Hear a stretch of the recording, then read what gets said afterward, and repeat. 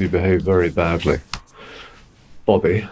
And I was so angry with him about it that we didn't speak for 10 years, and it went to Sundance, and he wouldn't let me go with it.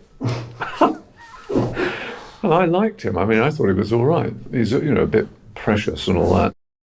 This is the noted English filmmaker Michael Apted talking about Robert Redford, who produced his seminal Peltier documentary, Incident at Oglala, in the early 90s.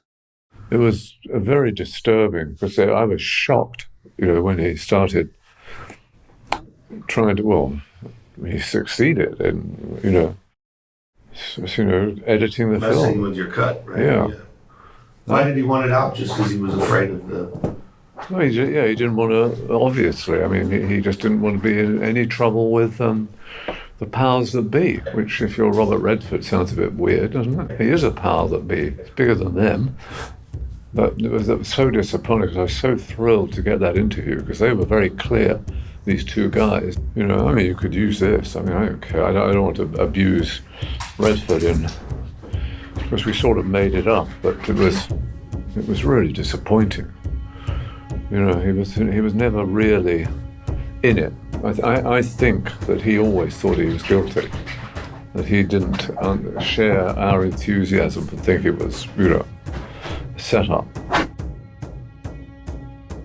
You're listening to Leonard, a new podcast series about one of America's longest-serving political prisoners, Leonard Peltier. I'm Andrew Fuller. And I'm Rory Owen Delaney. We've spent the last year working to share Leonard's story with a new generation of people. Who he is, how he ended up behind bars, and why we believe he deserves to go free. In this bonus episode, Michael Apted opens up about creative differences with producer Robert Redford over the editing of Incident at Oglala, differences that compromised the documentary in the eyes of its director.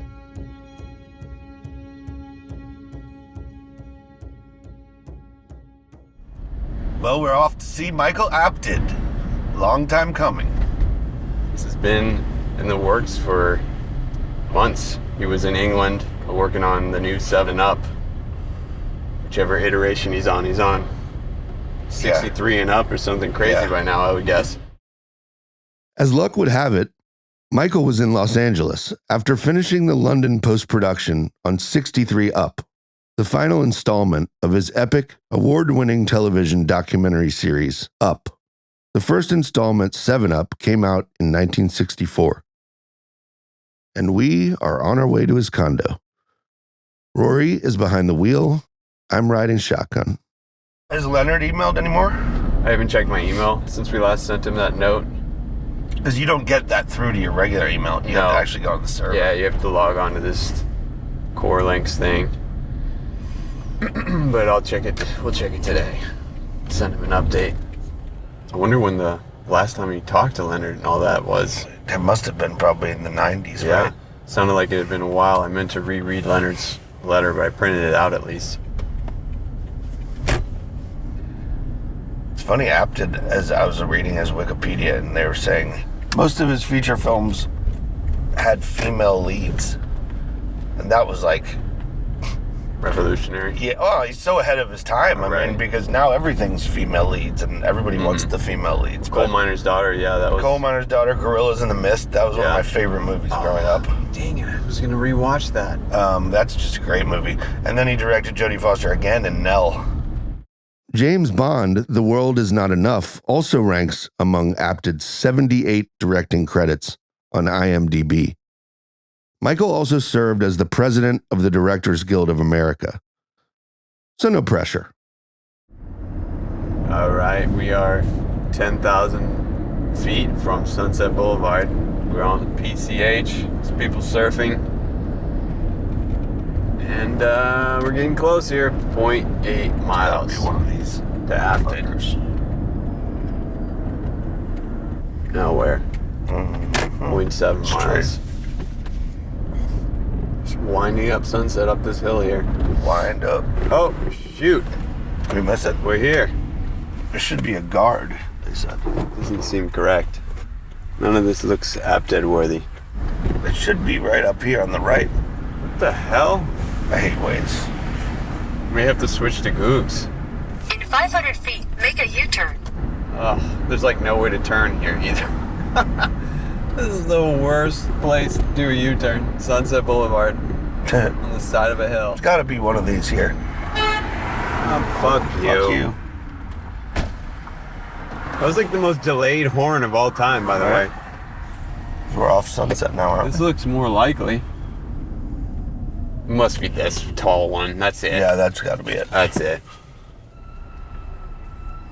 Hi, good morning. Hey, how are you? Good at yourselves? Pretty good. We're here to see Michael Apted. Oh, okay, let me give you a part. Thank you. It's quite a little complex in here. It's bigger than I thought it was. Yeah. Jeez. Yeah, this is. I'm kind of like. I'm a little nervous. I'm not nervous, but Well, you should be a little bit. I'm excited though. It's You're like dead. it's like excited Whoops. nervousness. Yeah. Yeah. Just to hear what he says. I mean, I guess I was a little nervous too, because within 5 minutes of meeting Mr. Apted, I had accidentally trod upon one of his dog's paws while setting up for the interview. Can I get my headphones now?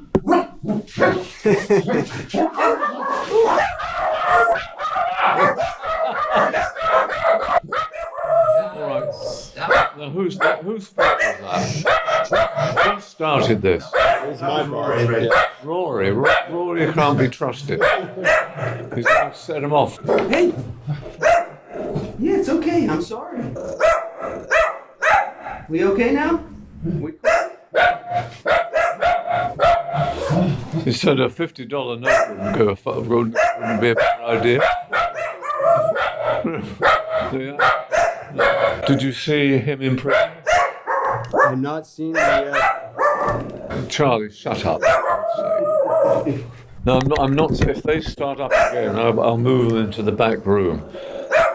But usually, unless someone foolish kicks them in the head, You look nice little fella. Yes, that was well played by me. The head kick move, that always wins him over. it's calling for help. it's a great apartment. Yeah, it's all right, isn't it? Yeah, great view. My wife is in London at the moment. Michael was occupying a penthouse suite with ocean views in the hills of Pacific Palisades, an exclusive neighborhood in Los Angeles, located just off of Sunset Boulevard and the Pacific Coast Highway, near Malibu.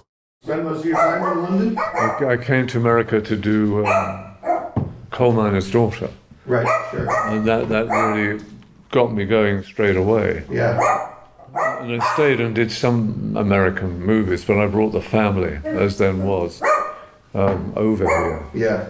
So, I mean, I got citizenship fairly early. I mean, it was always a... This was one of my favorite movies growing up. Yeah, I cried so much at that movie.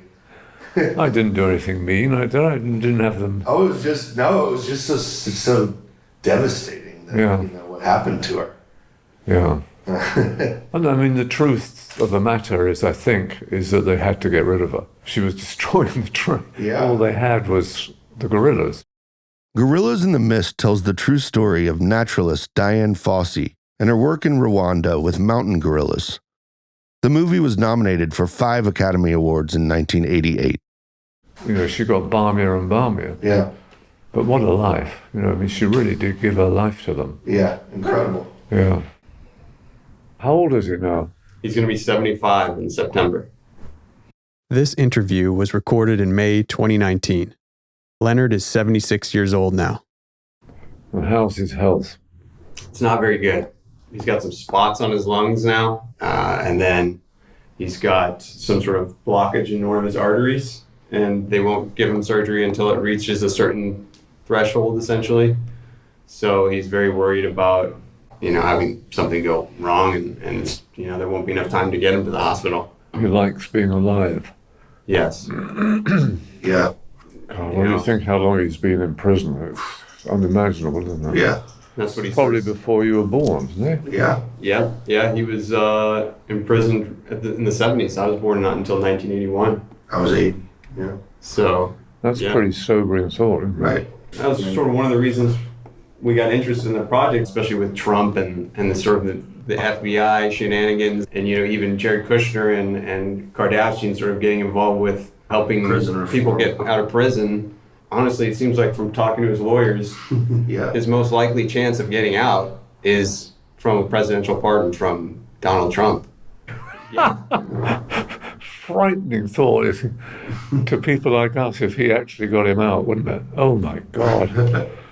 What would we do? We'd all have to kill ourselves, wouldn't we? That's a horrific idea.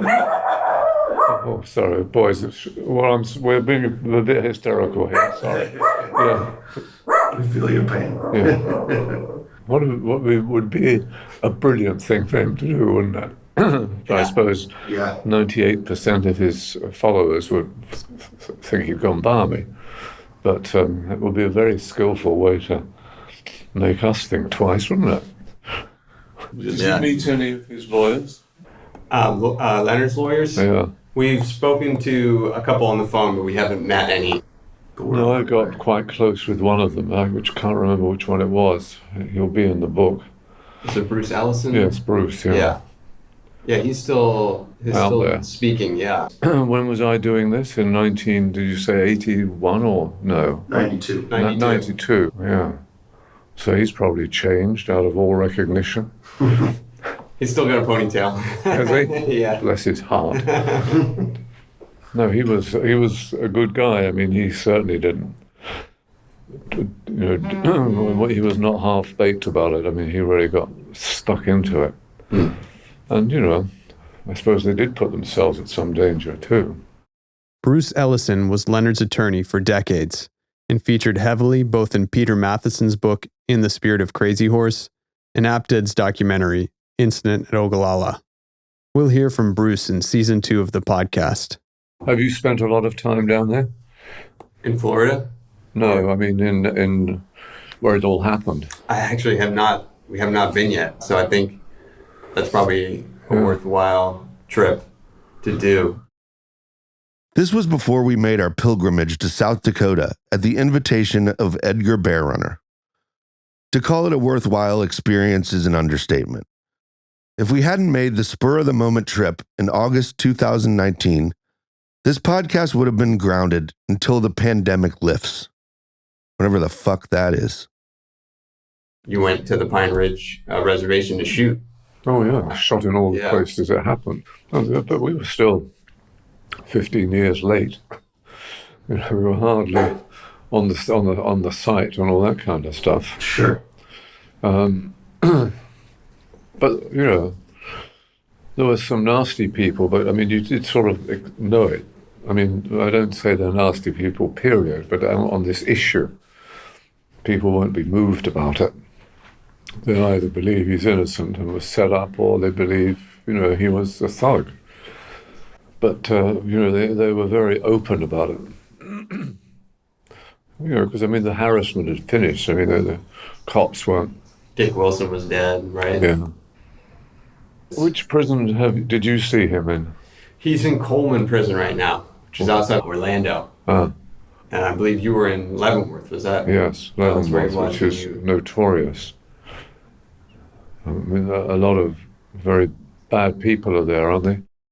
Some of Leavenworth's past inmates include Machine Gun Kelly, Anthony Tony Ducks Corallo, Tom Pendergast, James Earl Ray, Whitey Bulger Jr., and Michael Vick. And they treated us pretty well in the prison. They weren't all over us. I'm sure there was always someone around, but they weren't obtrusive. But I don't know. I can't recall any tremendous supervision of it. I mean, I'm sure there was always somewhere in the room, but you didn't feel they were saying, "You can't ask that question," or "doom, doom, doom." It sort of slightly surprised me, but they let us do our business. Did you go in as media or? No, we went in as what we were, that we were making a film about it. Yeah, journalists, filmmakers, sure. I think Coleman is supposed to be, the warden is supposed to be more draconian, and I think that's part of the reason why they sent him down there was, I know into Florida. Yeah, it's farther away from all his family. He's from North Dakota, so he wants to be transferred somewhere closer, but they've got him just shanghaied down in Florida. Have you ever got the feeling that you are being watched? Actually, remember when we were driving home and that weird car pulled up right next to me and you were like, what is that?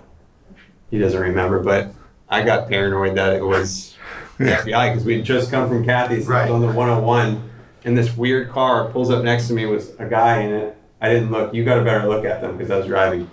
But I just saw, and they were looking over at us and they were like perfectly parallel to us. It was just weird. Right. Oh, I do remember And you that. said, now. Yeah, maybe they I think do we're remember famous that. or something.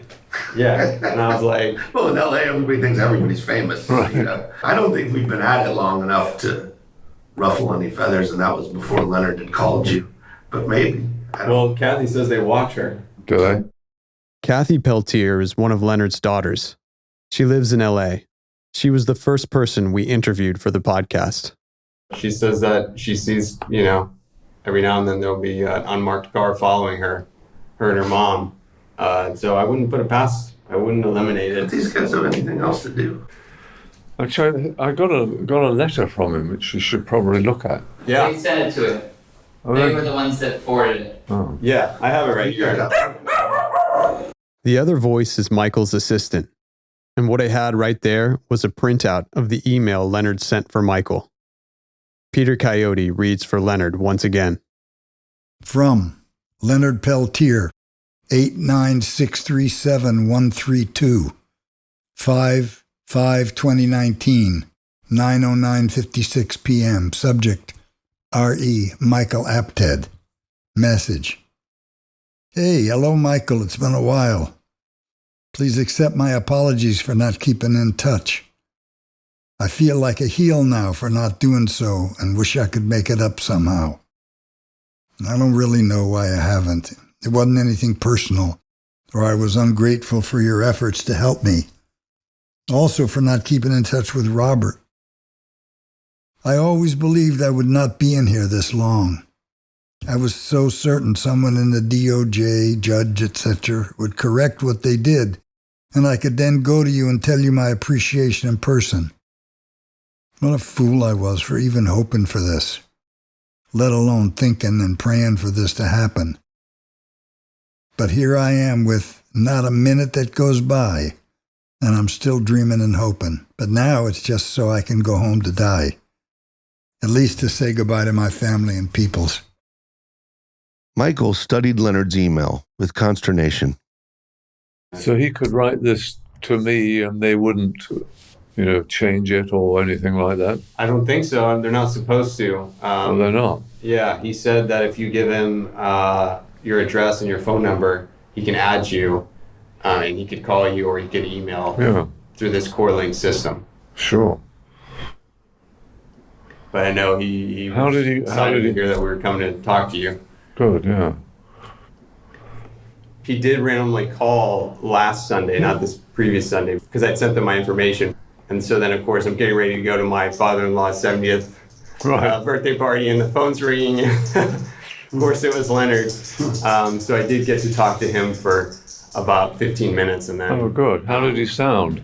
he sounded actually pretty well. Sounded better than I thought he was going to sound. Yeah. He was excited to speak to us, and obviously he was pretty, fired up about Yeah, the good. situation.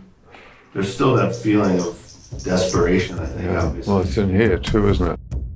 Michael reviewed the second page of the email. From Leonard Peltier, 9:21:13 p.m. Subject, damn it, pushed the wrong button. Message, sorry Michael, but I accidentally pushed the send button. I don't know why I've had to live this kind of life or go through it. In the beginning, I did not want any more than to just have a decent job, a good wife, and raise a family. And just to forget the treatment I had to go through in this life. But then I seen it wasn't just me, but all natives had to go through the same thing. In many cases worse. How native women, children, elders, or defenseless men was so abused and beaten to death. The guilty party not going to jail or a very light sentence. Nevertheless, we and some of my friends have not given up. and they promised me to stay until the end, so I also have to stay strong and continue the fight. But Michael, I need some help, and with your skills you can help a lot. Also, if you can, would you contact Robert R. and see if he can help us somehow? I hope so, as time is running by fast. Please let me know either way through Rory. Thanks, brother. Please tell Robert I send my greetings and love. Doksha, LP. As Michael read the letter to himself, we could only imagine the thoughts running through his head. It's hard to know what to do, isn't it? Yeah, it is hard. Yeah. Rather than, building up expectations and then not being able to deliver anything. Must be frightening. I always felt bad and I could never really do anything about it. Do you remember the last time your last interaction with Leonard? Was it just that day? I only ever met him once, yeah. But I've had one or two correspondence, but I think he gave up on me. Since I wasn't, part of the culture or anything, probably thought I was just a homosexual Englishman, as it were. You probably think I'm all these dogs around. I think he said something in his letter, though. Actually, he said he was sorry that he hadn't kept up with you more. Yeah, well, it wasn't really me to keep up to him. After the break, we dig into what exactly went down between Michael Apted and Robert Redford. Hi, this is Eugene Braverock, and you're listening to Leonard, a podcast series about America's longest-serving political prisoner, Leonard Peltier. Tobacco down and prayers up for the human being who truly shown me what it is to be relentless in spirit, to never give up.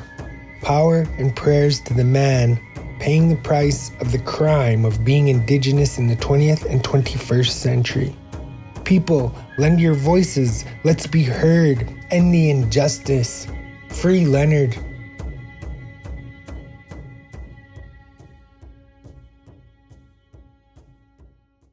How did you decide to make the film?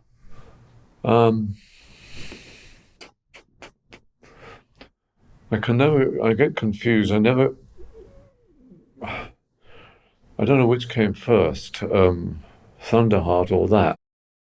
Michael made Incident at Oglala in 1991, the same year that he directed Thunderheart, starring Val Kilmer, Sam Shepard, Graham Greene, and John Trudell. What makes you such a threat? We choose the right to be who we are. We know the difference between the reality of freedom and the illusion of freedom. There's a way to live with Earth and a way not to live with Earth. We choose the way of Earth. It's about power, Ray. So get him up, Jimmy. That's John Trudell playing Jimmy Looks Twice, an Indian activist suspected of murder in the film inspired by the real-life events surrounding Leonard Peltier.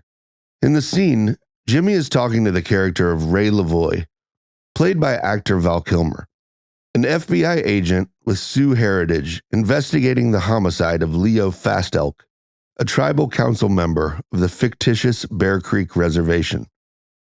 Thunderheart was shot primarily on location in South Dakota and included specific sets on the Pine Ridge Reservation. When did I do it? Do you know? You came out in 92. So it was at least 10, 15 years late. I mean, right. But when I went there, I did the two films together, Thunderheart and that. And, it created serious difficulties with me having done Thunderheart. Because a lot of them felt that, that he was guilty and all this, and they gave me quite a hard time. They weren't open as they were about their subject, but they weren't that didn't really like talking about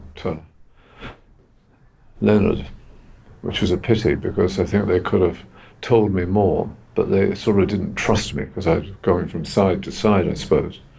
But as you do as a documentary filmmaker. Well, sort of, yeah. And it was scary too. I mean, you know, it's still. I mean, it was 25 years after the Troubles, you know, but it was still very much alive there. You know, the war was still going on between. Right. Did you ever get any sort of threats or feel threatened? Oh, yeah, we did get told to push on and get out of here and all that, and it was a bit frightening sometimes. It was complicated because I think I was sort of doing them both, at least within the same half year. You know, it wasn't one was like 10 years after, and so I was out there doing this film and doing Thunderheart, and you know, a lot of people were sort of aware of both, and who is he? What side is he going to try and say that Peltier was set up by the whole thing, or is he? Am I, you know, a serious supporter of the Indian movement and sympathetic to the, you know? And it was an interesting experience to do. I mean, you may not want to hear this, but it was an interesting experience to do almost simultaneously a film and a documentary about the same subject. It taught you a lot about what you could do in a documentary and what you can't do in a documentary, and vice versa. You know, it was kind of, and they both informed the other, as it were. You know, you couldn't cut your brain in half, and this is the Peltier brain, and this is the, you know, the other one. But it was a remarkable experience, but it caused us a lot of fear and loathing. I mean, you know, especially when the other side of the, you know, of the Indian movement, when we were dealing with them, you know, some of whom were convinced that Peltier was a maniac and all that kind of stuff. I mean, it was pretty tense with them. And the goon squad. Yeah, all that. I mean, you saw some of the remnants of it. I mean, it wasn't anywhere near as full as it was in his time, but it was still pretty scary. And I mean, I still think there's quite a residue of it still. There's still a lot of ill feeling and all that. You know, and you know, the other side, they were horrible. You know, the people, the half-white men and all that, you know, the politicians and all this, they were horrible. Whereas the Native Americans were not. You know, the native... They just wanted to live on their land in peace. Yeah. So it was very confusing and difficult, but one of the, you know, richest times I had, just comparing the two in a, you know, in the way you approach a documentary and the way you do a fictional film. That was very, very interesting, and what you could do and how you could mix them and all that kind of stuff. Because that came to me as a script by... De Niro. Not De Niro, no. Who was the writer who's very knowledgeable about all this? Fusco. What? John Fusco. John Fusco. Have you ever been in touch with him? Mm-hmm. Well, he's probably the most prolific and educated American screenwriter about Indian movements. And, you know, I mean, I think he is become Indian in a sense. I mean, he's not. He's probably from, you know, somewhere, but not there. But, I mean, it's been one of his life things. And he's a good writer, and he'd be worth talking to if you're going to sort of deal with the film a bit. Because I think it was his idea. He took the idea to Redford.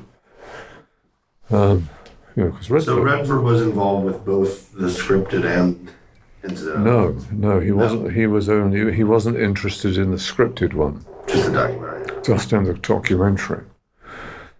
And then, as it turned out, in a rather kind of minimal way, he kept away from it all. He never showed up or anything. And, you know, I just thought this is just going to be your usual famous producer getting his name on it, but then he started digging into the cut and digging into some of the more difficult areas. It really, I think it ruined the film. I think that little section with those two judges was very powerful, because they had no, they weren't involved in it at all personally, but nonetheless, as the judiciary, they were involved in it. If they had thought that the judiciary had behaved badly, which they did, that was a real shock. That was really the best thing in the film. Michael corresponded with Redford over fax regarding their creative differences about the documentary. The back and forth is remarkable. But I was really disappointed with this because of Redford. I think that we had stuff that was really powerful that he would not let me use, and that he wouldn't let me go to Sundance in case I spat it out, which I would have done. Fuck it. Well, that's kind of what Sundance is about, isn't it? What was it? I mean, it was these high court judges saying the trial was very badly handled, and it wasn't a fair trial. Right. I mean, it's one thing when a load of Indians say that, but when two judges on the circuit say that, it's a little bit different. Yeah, and he just didn't want to include that in the. No, he didn't want to annoy the powers that be. It was really strange because I thought it was the most interesting part of the film. I mean, it wasn't the biggest part of the film. Probably wasn't more than 5-10 minutes long, but it was so fucking powerful and so believable. These judges, were in the circuit and all this kind of stuff. They knew what was going on, and they were pretty pissed off with it. The fact that, it had happened, that the miscarriage of justice had happened, and then, we were going to screw up by not playing it. But Redford was horrible about it. He insisted we took it out. Really? And just that one item, really, which was incredibly powerful, I thought. Because he was the producer. It was so complicated, the whole thing, with so many people and so much, politics involved in it all. And so do you still have an archive of any of your old footage or? Not footage, but I do have. I've got a lot of paperwork. I didn't get rid of it, did I? No, we've got the transcripts and stuff. Yeah, I've got all the interviews I did with him. If that's of any value to you,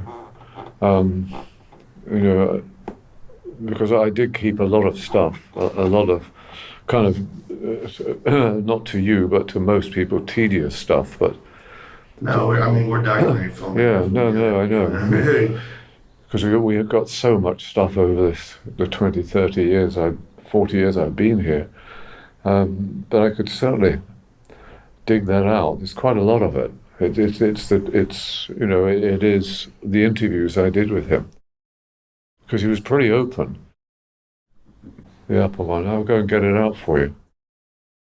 Well, thank you. That would be amazing. You live here, don't you? Yes. Yeah, okay. Yeah, we're here. I seem to have retired, so I'll go and have a look for it immediately. Wow, that would be awesome. That would be amazing. Yeah, we would love to. Because I always wanted to keep it, because I thought, I wonder how this could ever be used. Because we only used a tiny bit. Again, I think probably thanks to Redford. Yeah, the stuff from the judges. Yeah. Oh, that was awful. Might be amazing if. Because that was I don't know where that would be. Sure. But I don't mind going into it again, having a look at stuff or getting stuff out here for you to look at. But I did keep a lot of material on that.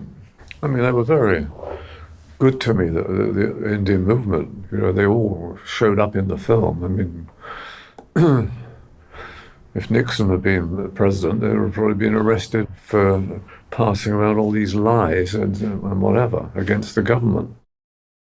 So shall I look out more my transcripts?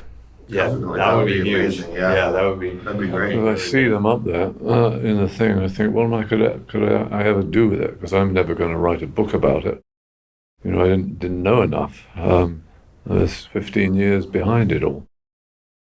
But I will get in ASAP. I'm not doing much at the moment.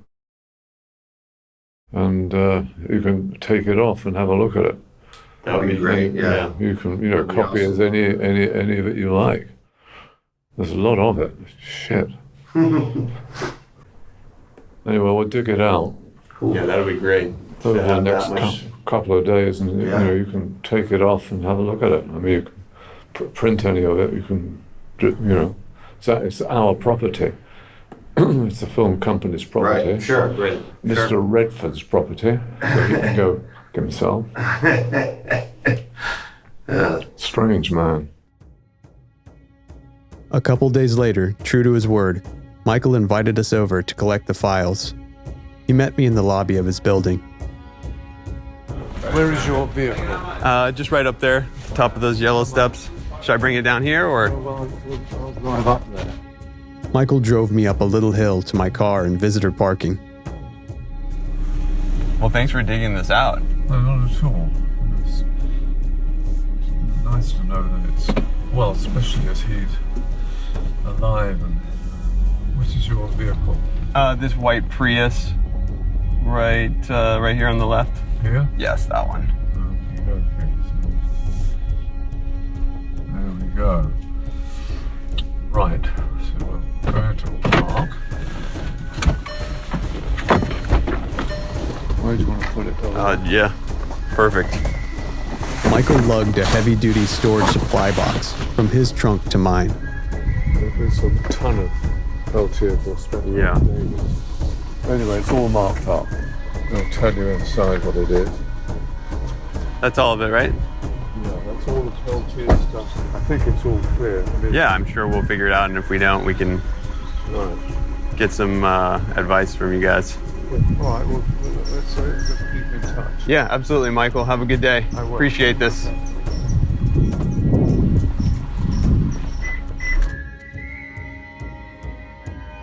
The box contained some 24 black binders consisting of 40-plus interviews. Although there were a few missing, there was still a cornucopia of information, which included the transcripts from the 3 judges Redford had controversially censored. In Season 2, we'll scour this treasure trove of documents to uncover any hidden diamonds left on the cutting room floor as we make the case for why Leonard should go free.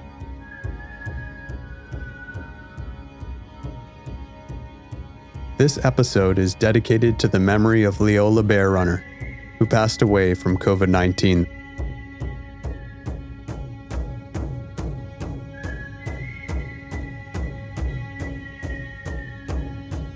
This podcast was produced, written, and directed on Tongva land by Rory Owen Delaney, James Kalin, and Andrew Fuller. Kevin McKiernan serves as our consulting producer.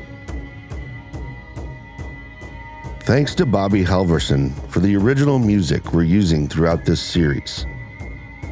And thanks to Mike Casantini at the Network Studios for his engineering assistance, and to Peter Lauritsen and Sycamore Sound for their audio mixing.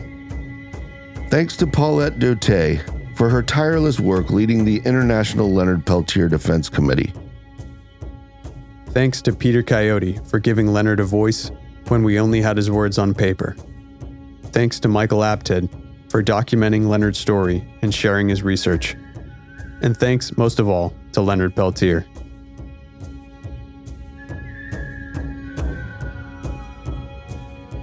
To get involved and help Leonard, sign the new clemency petition at freeleonardpeltier.com. For more information, go to whoisleonardpeltier.info or find us on social media at Leonard_pod on Twitter and Instagram, or Facebook.com/Leonard Podcast. This podcast is a production of Man Bites Dog Films, LLC. Free Leonard Peltier.